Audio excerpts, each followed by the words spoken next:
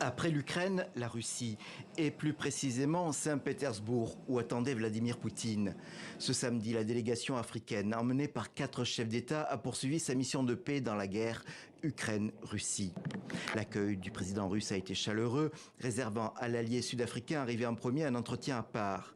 La Russie veut absolument montrer qu'elle n'est pas isolée, filmant en longueur tout passage de dignitaires étrangers. Nous saluons l'approche équilibrée de nos amis africains, a réaffirmé Vladimir Poutine au commencement de la réunion plénière. Je veux insister sur ce point. Nous sommes prêts pour des discussions collectives avec tous ceux qui veulent la paix sur une base de justice et d'intérêt légitime pour les deux parties.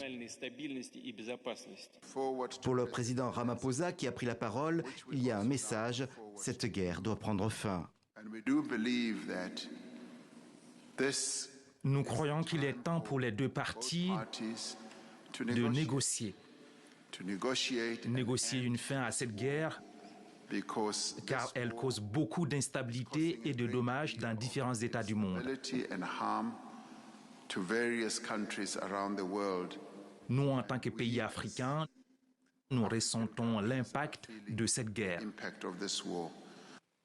Le président sud-africain n'a pas oublié de demander que le trafic de céréales sur la mer Noire reste ouvert. L'année dernière, l'Afrique a été très touchée par l'envolée des prix et des pénuries dues aux perturbations de l'exportation des céréales. Peut-être un peu agacé par les demandes précises faites par les émissaires africains, le président russe a interrompu le tour de table pour répondre et préciser que, par exemple, selon lui, la pénurie de céréales était du fait des Occidentaux. On ignore encore si cet effort diplomatique de 2 jours va se poursuivre.